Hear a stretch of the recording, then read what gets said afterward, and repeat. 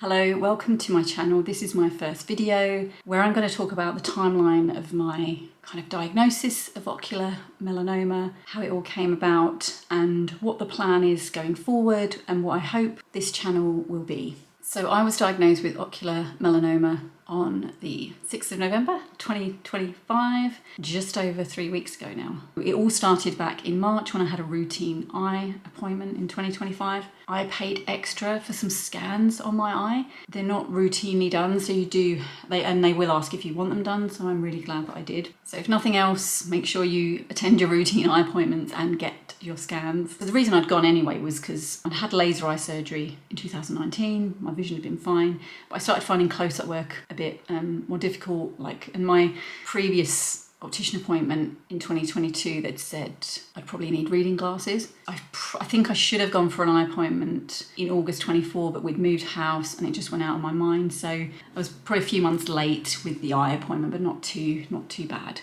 But anyway, in this eye appointment, the optician picked up on a mass in my eye, at the back of my eye. I think she called it a nevus. And immediately my mind went to worst case scenario, because it always does. She said they're quite common, but they have to be monitored. You know, if they start growing or things change, then it might be something, that needs something doing about. She also thought there was a retinoschisis in my eye where I think that's where a layer of the retina sort of comes away. But I think actually that is to do with the tumour, because that's not been picked up by anybody else from their scans. My optician referred me to my GP, who then referred me to the hospital. So I had a letter from the hospital saying there's an 18-week wait, and I was like, I can't wait 18 weeks, I'm already worried about this. So I found a private consultant to go and see, who did some tests. He dilated my pupils, looked in the eye.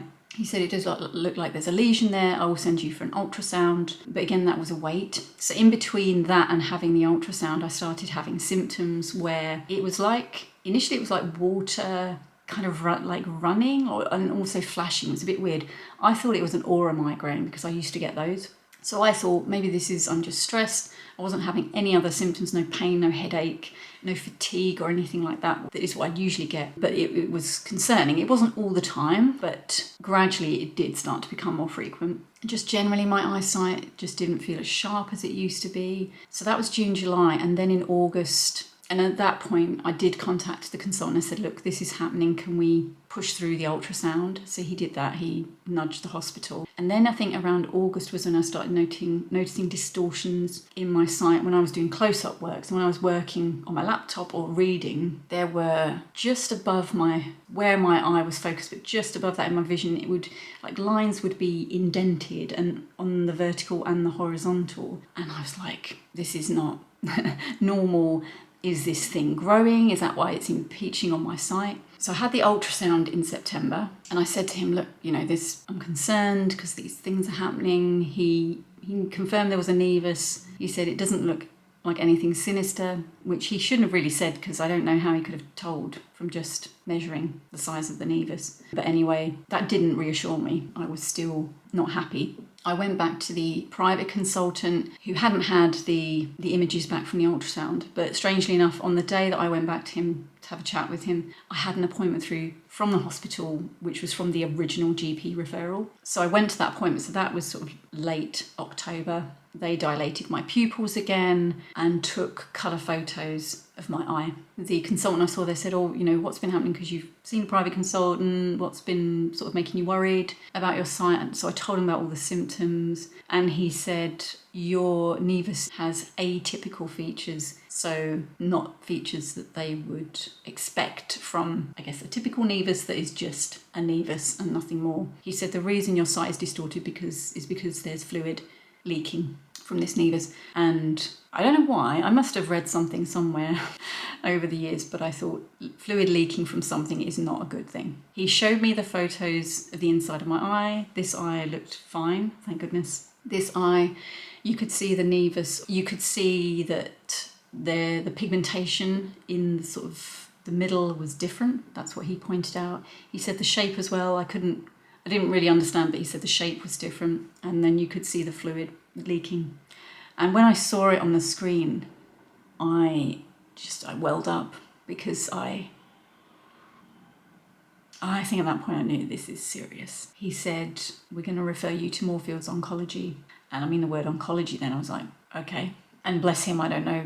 It must be really hard for clinicians when the patient gets upset, when you're at that stage of the not knowing. I don't know if he would have known at that stage, but obviously even if he had, he couldn't tell me because it's not for him to tell me, I guess. But he reassured me as best as he could. I left that appointment on the verge of tears, and I found the nearest toilet and I went into the toilet and I just cried. I then had to ring my husband and tell him because he knew I was going for this appointment, and he picked up the phone and he said, "Is everything okay?" And I said, "No."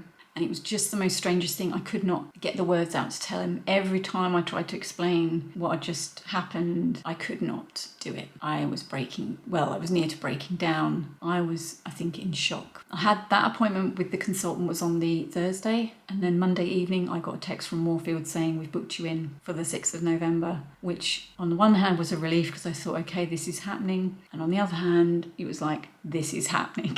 This is happening really quickly. What the heck? My husband came with me to Moorfields. They said, be prepared to be here all day, and was there pretty much all day. My appointment was at 10 to 11, and I think we left about 5 o'clock in the evening. By the time I got to see the consultant, I think my mind was already that, if I come away from here and they tell me it's not cancer, I'm going to be really surprised. And I knew by the way that the consultant was explaining the tests they'd done and what they'd found, I just knew that he was leading up to telling me I do work in a medical environment. I've talked to medical professionals and I kind of know how it goes. But even so, from having a really strong feeling that something is wrong to being told something is definitely wrong, I was still in shock. Straight after that, we were seen by the clinical nurse specialist who explained what would happen. I would come in for treatment.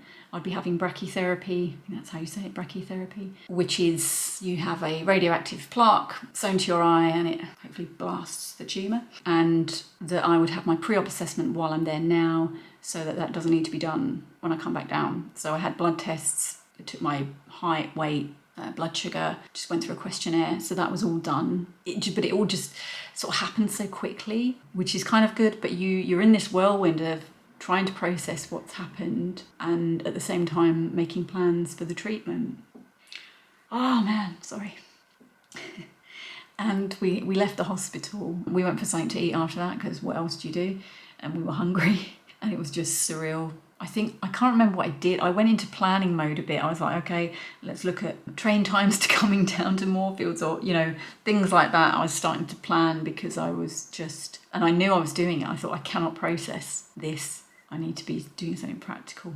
And, I think the days following that, I was just in shock. I would go about my day and be distracted. And then I'd suddenly remember I've got cancer. And it's still like that, really. I mean, I'm only 3 weeks post-diagnosis. So I'm due to have my brachytherapy in a couple of weeks' time. This has been the longest wait. I've just wanted to get in there and get this done. But at the same time, as it gets closer, I'm getting more nervous because I've never had this done before. I've never had such a major procedure done before. It feels as though, to me, the brachytherapy is the start of a new journey, if you like, because I've been told I may lose the sight in this eye totally. I suppose there's no guarantees that this treatment will work. There's lots of unknowns to this that I'm facing, and I'm really trying not to get ahead of myself and get caught up in those unknowns. But at the same time, it's really difficult not to. If I lose my sight, am I still going to be able to drive? Or am I going to feel confident enough to drive? I'm worried about the impact on my husband. I don't want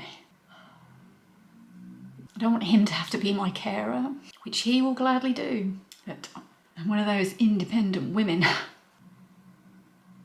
It's, lots of unknowns. So that's the plan. Had the brachytherapy and then I will be having injections in my eye every 4 months for the next 2 years. That's the plan, to try and reduce the damage. I don't know if it's reduced or just slow down, because I don't know if the damage really is inevitable. The local hospital have already rung me and said that they will book me in January for my first injection. So that's good. I'm glad that that's happening. I've been told that because my tumour is classed as low risk, even though they've not done a biopsy because it's too small and risk of seeding, that it's a low risk tumour. But from what I've been reading, the genetic makeup of the tumour is what really gives you the idea of whether it's low risk or not. Either way, I'm not happy with not having routine surveillance in case of spread. So that is another aspect I'm going to have to deal with, I think, after the treatment. I've been looking into it now, but I'm like, let's just get the treatment done. I'm plan to go to my GP in the new year and see about surveillance. yeah, I'm just not happy to live the rest of my life and not have any checks done. I don't. For some people, maybe having the checks done, it creates a lot of anxiety. I don't know. I'd rather have the anxiety of those scans and know, and hopefully catch things early. But that's another battle for another day, I think. So what do I want from this channel? Well, I guess there's a bit of self-indulgence here because maybe it's like a video diary. I do a lot of written journaling. I find that really helps me. But I hope, I guess, just having a video diary and explaining all of this and sharing my feelings, I hope it will be helpful for me, but I do genuinely hope it will be helpful for other people who are going through this as well, their family and friends. I want to make videos on how people can support those who have been diagnosed, videos of how I'm coping in the hope that it will help others cope and manage the day-to-day. I'm really passionate about how we can live well with cancer, what we can do to help us live well in spite of having, whether it's, cancer diagnosis, life-limiting conditions or things that have an impact on our lives. I want to embody that for myself. I want to practice what I preach, but also I want to share that with you in the hope that it will help you too. I'm also aware, as I've been learning more about this, that ocular melanoma is relatively rare. It's, I think, about 800 to 850 people in the UK are diagnosed each year. I think there's a lot more awareness that needs to be raised about it. I think that the funding that the NHS gets to treat it isn't optimal. I think that the fact that not everyone is given the option of routine scans, I think that is a problem because, where do people go if they can't have those scans? That must be really worrying for a lot of people. So I think there's a lot of awareness, and also we have to learn to be good advocates for ourselves and our health. I'm not really good at that. I have to say I'm not very good at standing up for myself in certain situations, but I think I'm going to have to get very good at that. So I hope that this channel will also help raise awareness and think about how we can be better advocates for ourselves, what the research and the data is saying about this condition and what that means for us as people who are experiencing it. I really would love this channel to bring together a community of people who are going through this or their family and friends. So whilst this might be a life-changing diagnosis, it doesn't mean to say that we can't live life well and we can't still enjoy life. And that's one of the main things I want to take from it and want to share with you as well. I wish you all well, and I will see you soon.